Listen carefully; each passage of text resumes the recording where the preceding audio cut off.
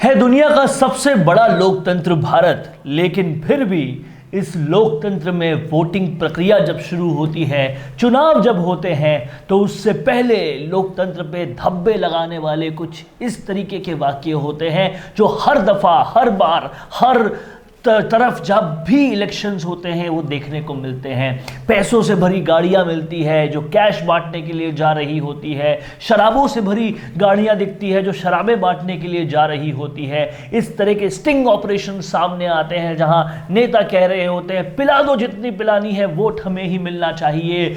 ये प्रक्रिया कैसे बंद होगी, कब बंद होगी, इस पर वाकई सोचने की ज़रूरत है। लेकिन दोस्तों, अब आ चुका है हल, अब आ चुका है सल्यूशन, जिससे ये सारे गोरख धंधे जो कि इलेक्शन के वक्त होते हैं वो बंद हो सकते हैं। मेरा नाम है वरुण और आज आपके साथ इन्हीं सॉल्यूशंस पे बात करेंगे। मेरा नाम है चेतना शर्मा और आप देखना शुरू कर चुके हैं राजस्थान संवाद। तो दोस्तों, आज इस वीडियो में हम आपको बताएंगे कैसे उन इलीगल तरीकों को रोककर हम जवाबदेही प्रस्तुत कर सकते हैं, रोक सकते हैं, इन पर आवाज उठाकर इन काले कानूनों को, काले धंधों को खत्म कर सकते हैं। बिल्कुल, क्योंकि अब वो वक्त आ चुका है, ये सहने का वक्त नहीं है।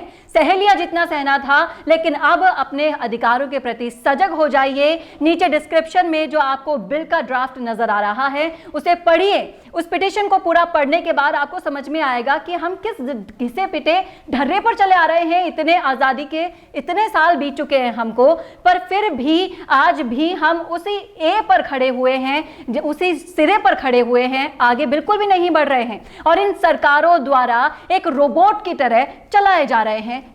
समझने वाली बात यहां पर सबसे बड़ी चेतना यह है कि भारत दुनिया का सबसे बड़ा लोकतंत्र इसलिए कहा जाता है क्योंकि 135 करोड़ देशवासी यहां पर लोकतंत्र में जी रहे हैं। लेकिन 135 करोड़ पर कितने जनप्रतिनिधि हैं, ये भी वाकई सोचने वाली बात है। मात्र 600। और इतने कम जनप्रतिनिधि अगर होंगे तो जवाबदेही कहां से आएगी, अकाउंटेबिलिटी कहां से आएगी, मनमानी चलेगी। और मनमानी के होते ही ये सब कुछ होता है। पकड़ ले जितने कैश पकड़ने हैं, हम तो और करते जाएंगे, चाहे कितना भी दंड मिल जाए, हम इसी गोरख धंधे को चलाते जाएंगे। ये भारत में लगातार चल रहा है। लेकिन अगर आप जो डिस्क्रिप्शन में दिया हुआ लिंक है उसको पढ़ते हैं तो आपको पता चलेगा कि यहां पर बात की गई है ज्यादा से ज्यादा रिप्रेजेंटेटिव्स बनाने की। और अगर ये बात सार्थक हो जाती है दोस्तों, तो जाहिर तौर पर कहीं ना कहीं बहुत ही अच्छी तरीके से हम जवाबदेही ला पाएंगे। जी बिल्कुल। और अब वक्त आ चुका है इन सरकारी नुमाइंदों के गैर सरकारी कार्यों पर रोक लगाने की। पाबंदी हम लगा सकते हैं दोस्तों।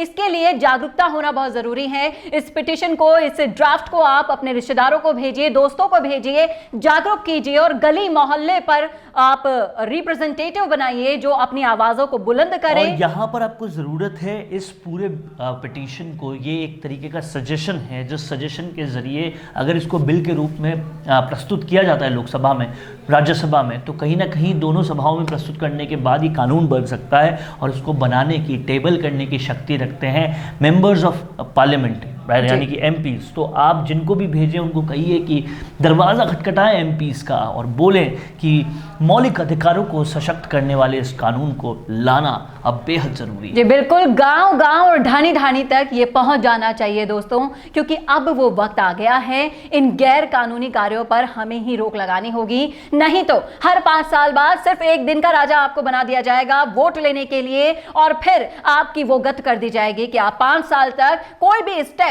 सिंगल स्टेप भी अपनी सरकार के खिलाफ नहीं उठा सकते। अगर आप आंदोलन करते हैं तो उसको भी आपकी आवाज को दबा दिया जाता है। इतनी सरकारी ताकत होती है इनके पास कि आप अपनी आवाज बुलंद नहीं कर सकते। और इन सब चीजों को जानते हुए भी हम कुछ नहीं कर सकते। ये सिर्फ इसलिए है क्योंकि हमारा रिप्रेजेंटेशन नहीं है।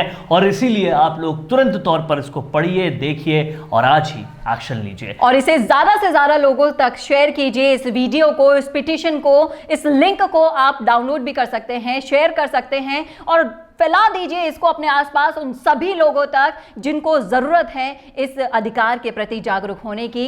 कैसा लगा आपको हमारा वीडियो, कमेंट करके जरूर बताइएगा कमेंट बॉक्स में। और अगर आपके पास कोई सुझाव है तो आपके उस सुझाव का भी हम स्वागत करते हैं दोस्तों। कमेंट बॉक्स में सुझाव लिख दीजिएगा। अगर आपका सुझाव पसंद आया तो हम उसे भी आगे पहुंचाएंगे और क्या पता वो सुझाव आपका इसमें बेस्ट सुझाव बनकर उभर जाए। इसीलिए इस वीडियो को शेयर भी कीजिएगा और धन्यवाद आपका हमें अपना समय देने के लिए। धन्यवाद।